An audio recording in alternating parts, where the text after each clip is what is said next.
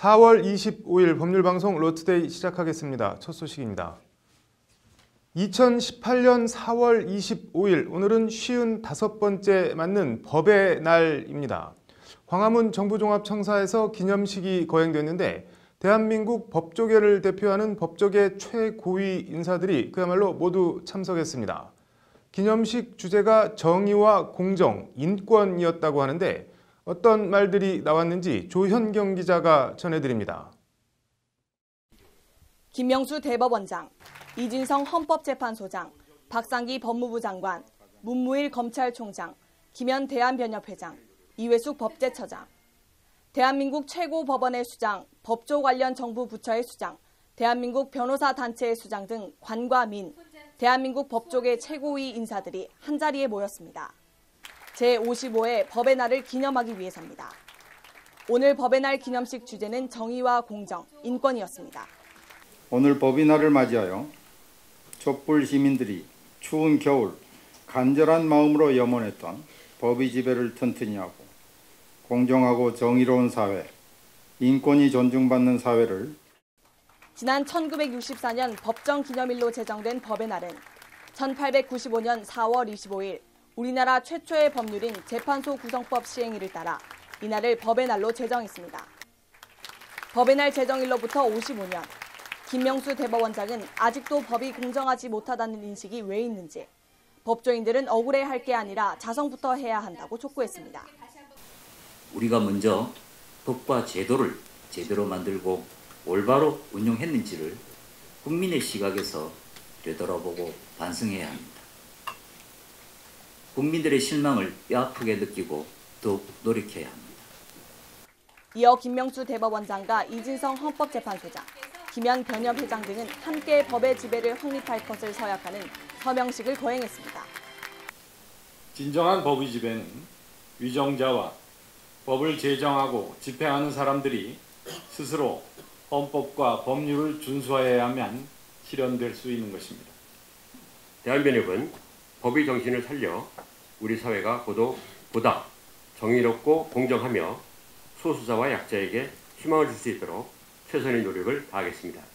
오늘 기념식에선 세월호 1기 특조위원장을 지낸 이석태 변호사에겐 국민훈장 무궁화장, 신유철 서울 서부지방검찰청 검사장에겐 황조 근정훈장 등 모두 13명의 유공자에 대해 훈 포장 등이 수여됐습니다. 오늘 법의 날 기념식을 주관한 법무부는 정의와 인권을 최우선 가치로 삼아 정의가 회복되는 법의 지배가 이루어지는 사회를 만들어 가겠다고 강조했습니다. 법률방송 조현경입니다. 앞서 전해드린 오늘 제55회 법의 날 기념식에서 국민훈장 최고 훈장인 무궁화장을 수여받은 세월호 1기 특조위원장을 지낸 이석태 변호사를 저희 법률방송 취재진이 만났습니다. 세월호라는 국민적 참사와 무궁화장이라는 최고의 영예 사이 이석태 변호사의 소회와 뒷얘기들을 전해드립니다. 장한지 기자입니다. 국민훈장 무궁화장 2018년 4월 25일 대통령 희끗한 머리칼에 이마에 깊이 패인 주름, 용모에서부터 세월의 연륜과 꼿꼿함이 묻어나는 초로의 신사가 박상기 법무장관으로부터 국민훈장 무궁화장을 받습니다. 국민훈장 서열 1위 무궁화장, 어깨부터 허리에 걸쳐 두른 대수는 그 국민훈장 수상자에게만 부여되는 영예의 상징입니다. 올해 제55회 법의 날 국민훈장 수상자로 선정된 영예의 주인공은 세월호 1기 특조위원장을 지낸 이석태 변호사. 세월호 특조위 활동 등 법치주의 구현과 사회적 소수자 및 약자 보호에 헌신했다는 것이 무궁화장 선정 사유입니다. 오늘 법치주의 확립에 기여하신 공을 인정받아 영예로운 훈 포장과 표창을 받으시는 수상자 여러분께 진심으로 축하의 말씀을 드립니다. 1시간가량 진행된 기념식에서 시종일관 꼿꼿하게 허리를 고추 세우고 자리를 지킨 이석태 변호사. 1953년 충남 서산 출생으로 서울대법대를 졸업한 이석태 변호사는 1982년 사법시험에 합격, 법조인의 길을 걷게 됩니다. 노무현 정부 시절 대통령 민정수석실 공직기강 비서관을 지냈고 대한변협 인권위원장과 민변회장, 참여연대 공동대표 등을 지낸 인권변호사입니다. 지난 2015년 1월엔 세월호 특조위 위원장을 맡아 1년 9개월간 세월호 특조위를 이끌기도 했습니다. 기념식이 끝난 뒤 이석태 변호사를 만나 먼저 무공화장 수상 소회부터 물었습니다. 이런 상을 제가 받을 만한 일을 했는지 전 꼭 그렇게 보지는 않고요. 좀 뜻밖의 수상이 돼서 그래서 좀 당혹스러운 면도 있고 그리고 앞으로도 계속 인권이 존중되는 그런 일을 하라는 그런 격려로 보겠습니다. 세월호 특조위 얘기를 물어보니 할 말이 많은 듯합니다. 특조위라는 게 조사하는 기관이기 때문에 정부의 뒷받침이 없으면 되질 않습니다. 아시다시피 그 지난 정부에서는 어려움이 있었고요. 박근혜 대통령의 7시간이라는 정권 심장부의 아킬레스건을 건드려야 하는 세월호 특조위. 쉬울 리가 없었습니다. 그 출발부터 소모전의 연속이었다는 것이 이석태 변호사의 말입니다. 1월 1일부터 이제 특조위가 움직여야 되는데 예산이 실제로 주어진 거는 8개월, 7개월 지난 8월 초였으니까요. 그때까지 뭐 아무 일도 하지 못하고. 예산 및 인력 지원, 정부기관 협조도 제대로 안 되고 그나마 특조위 기간 연장 무산이 가시화되자 이석태 변호사는 2016년 7월 서울 광화문 광장에서 특조위원들과 함께 릴레이 단식 농성에 돌입합니다. 그럼에도 특조위 활동 기한 연장은 끝내 무산됐고 특조위 활동은 2016년 9월 종료됐습니다. 왜 그 참사 때 배가 가라앉았는지 그리고 왜 그렇게 구조를 못했는지 그리고 유가족은 어떻게 보호를 받아야 되는지 그런 것들이 유가족과 국민들이 바라는 거였는데 그거를 뭐 저희가 제대로 못했죠. 정부 비협조든 어떤 이유로든 그때 제대로 다하지 못한 조사와 진상규명, 그에 대한 아쉬움, 이는 그대로 올해 초 출범한 2기 세월호 특조위가 대신해줬으면 하는 바람이기도 합니다. 우리 사회가 겪은 커다란 사회적 재난인데 저로서는 뭐 여러 가지 이유 때문에 충분히 일을 잘 못했는데 현재 2기가 출범했기 때문에 저희가 미처 다하지 못했던 그런 일을 좀 하려고 믿고 그래서 짧은 인터뷰, 평생을 인권 변호사로 살아온 이석태 변호사에게 마지막 질문으로 법이란 무엇이냐고 물었습니다. 법이란 기본적으로 국민들의 약속이고요. 그래서 그 약속을 이제 서로 지켜야 되고 동시에 국민들의 주권자이기 때문에 주권자인 국민들의 기본권을 최대한 보장하는 것, 저는 그게 법이라고 봅니다. 이석태 변호사는 그러면서 국민들 스스로 기본권을 찾으려 노력해야 한다. 그래야 정부도 공직자들도 노력한다고 강조했습니다. 짧은 인터뷰 내내 사회적 약자와 소수를 강조한 이석태 변호사는 세월호를 대했던 마음가짐과 자세 그대로 앞으로도 법조인으로서 사회적 약자와 소수를 위한 삶을 살겠다고 말했습니다. 법률방송 장한지입니다.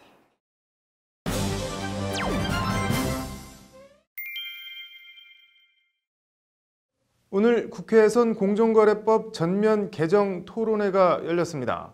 기업 분할 명령제 같은 강력한 재벌 규제 방안들을 공정거래법에 삽입하는 방안 등이 거론됐다고 하는데요. 공정거래법 전면 개정 필요성이 제기된 배경과 향후 전망 등을 전해드립니다.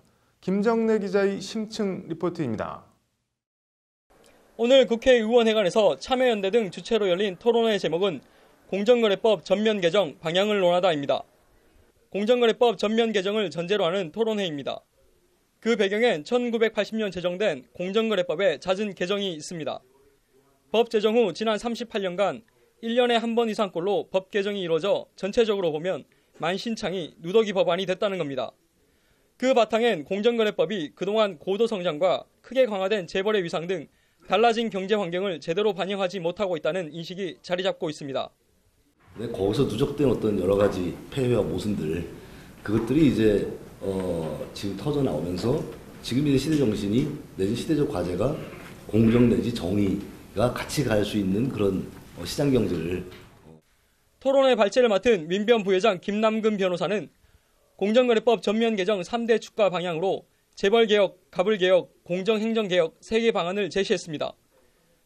강론에선 독과점 시장 구조와 시장 지배적 남용행위에 대한 개혁, 재벌 기업 집단의 경제적 집중 규제와 담합 등 부당 공동행위에 대한 규제 강화, 갑질 등 우월적 지위를 이용한 지위 남용과 불공정 행위에 대한 규제 개혁, 절차 법제와 행정 개혁 등이 논의됐습니다. 가는 과정에서 재벌들이 많은 규제 완화들을 요구하다 보니까 그러다 보니까 무분별하게 계열사들이 다시 많아져가지고 지난 순환 출자 시대보다 어떻게 보면 계열사가 더 많아지는 거예요. 방법론에선 재벌 지주사의 자회사 지분 의무 보유율 상승, 기업 분할 명령제 도입, 불공정 행위 자진 신고 감면제도 개혁, 징벌적 손해배상제도 도입, 공정위 전속 고발권 정비 등이 언급됐습니다. 더불어 공정위와 검찰의 정보 공유 등 협업 시스템 구축도 강조됐습니다. 이번 전면 개정에 대한 공정위의 노력과 이를 또 뒷받침하기 위한 이제 학계와 또 국회의 노력이 같이 합쳐져서 38년에 좀 전면 개정이 제대로 추진되도록 국회에서 노력을 하겠다는 말씀. 김상조 공정거래위원장은 현재 외부 전문가로 구성된 특별위원회를 만들어 공정거래법 전면 개편안 마련을 추진하고 있습니다. 목표는 오는 9월 정기국회 제출입니다. 관련해서 김상조 공정거래위원장은 흐트러진 공정거래법 체계의 정합성과 완결성을 제고할 필요가 있다. 그런 측면에서 오늘 토론회는 매우 의미가 크다. 향후 공정거래법 전면 개편안 마련 작업에 초석이 되길 바란다고 밝혔습니다. 공정거래위원장 스스로 공정거래법 전면 개편이 2018년 역점 사업이라고 밝혔습니다. 김상조 공정거래위원장은 나아가 오늘 제시되는 의견들을 향후 공정거래법 전면 개편안 마련의 중요 참고 자료로 삼겠다고 강조했습니다. 오늘 국회 토론회의 의미와 무게가 실리는 이유입니다. 법률방송 김정래입니다.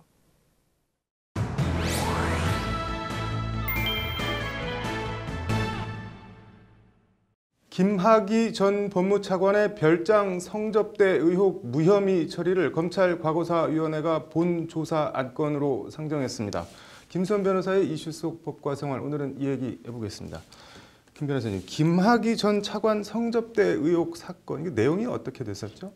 네, 2013년 3월에 강원도 원주에 있는 한 별장에서 김 전 차관이 건설업자 윤 씨로부터 성접대를 받았다는 의혹이 일었던 사건인데요. 당시 현장 상황을 담았던 동영상이 공개가 됐고, 이에 따라서 김 전 차관이 결국 법무부 차관직에서 6일 만에 사퇴를 한 바 있습니다. 네, 그때 당시 경찰 수사 결과가 어떻게 됐었죠? 경찰은 김 전 차관과 건설업자 윤 씨에게 특수 강간 등 혐의가 있다고 보아서 기소 의견으로 검찰에 송치를 한 바 있습니다. 아, 특수 강간으로 송치를 했었네. 네, 그렇습니다. 검찰은 어떻게 처리를 했죠? 검찰은 증거가 불충분하다는 이유로 무혐의 처분 결론을 내렸습니다. 이후 동영상 속 여성이 자신이라고 하는 피해 여성이 나타나서 직접 김 전 차관 등을 고소를 했는데요. 이 고소 사건에 대해서도 검찰은 무혐의 처분을 내렸습니다. 아니, 자기가 피해자라고 나타나서 이렇게 피해 사실을 주장했는데 왜 무혐의 처리를 한 건가요? 네, 검찰의 입장은 피해자의 진술의 신빙성이 부족하다는 이유였습니다. 즉, 이 피해자의 진술이 앞뒤가 맞지 않아서 믿기가 어렵다는 이유인데요. 그런데 김 전 차관 등을 검찰이 단 한 번도 소환해서 조사하지 않았기 때문에 이것을 보고서 이게 봐주기 수사가 아니냐, 제 식구 감싸기다라는 비판이 일었습니다. 검찰 과거사위가 어제 재조사 결정을 내렸는데 재조사 결정 이유나 배경이 어떻게 되나요? 네, 이건 검찰권을 남용해서 결국 수사를 했어야 될 사건을 수사하지 않고 또 기소가 됐어야 할 사건이 기소가 되지 않은 것 아니냐라는 이유입니다. 조사에 착수하면은 조사 대상은 그럼 어떤 사람들이 되는 건가요? 당시 수사 담당 라인이었던 사람들인데요. 우선 김 전 차관의 고교 동창인 황교안 장관, 그리고 김진태 당시 검찰총장, 그리고 서울중앙지검의 조영곤, 김수남 지검장, 그리고 박정식, 유상범 당시 3차장 검사 등에 대한 조사 필요성이 대두되고 있습니다. 그 김학의 차관에 대한 조사나 수사는 이번에는 이루어지지 않는 건가 보네요. 네, 그렇습니다. 그러면은 검찰이 사건을 부당하게 축소, 은폐했다면 이건 법적으로는 어떻게 되나요? 우선 이런 의혹이 사실이라고 드러나면 직무유기 및 직권남용 등의 혐의가 적용이 돼서 형사처벌이 이루어질 가능성이 있겠습니다. 네, 공소시효 같은 거는 살아있나요? 어떻게 되어 있나요? 네, 직무유기의 경우 1년 이하의 징역이나 금고, 3년 이하의 정지에 해당이 되기 때문에 공소시효가 5년이고요. 네. 그리고 직권남용의 경우 5년 이하의 징역, 10년 이하의 자격정지 또는 1,000만 원 이하의 벌금에 해당되기 때문에 네. 공소시효가 7년에 해당됩니다. 네, 그럼 아직 살아 있는 거네요? 네, 그렇습니다. 검찰이 좀 재조사를 제대로 해서 진상이 좀 잘 밝혀졌으면 좋겠네요. 오늘 잘 들었습니다.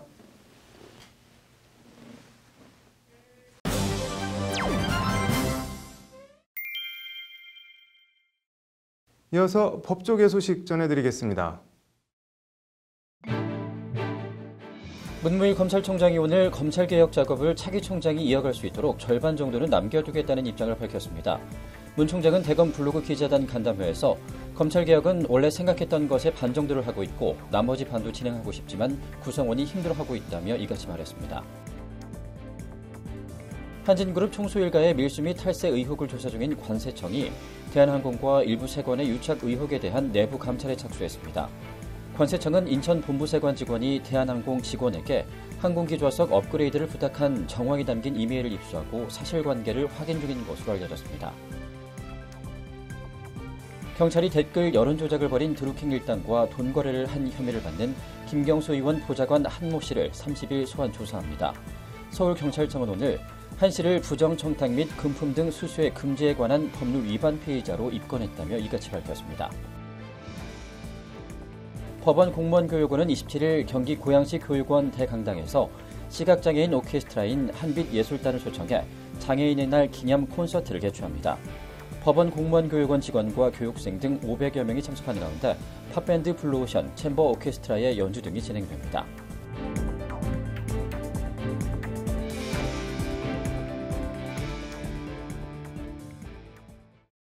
4월 25일 로투데이 마치겠습니다. 시청해주셔서 감사합니다.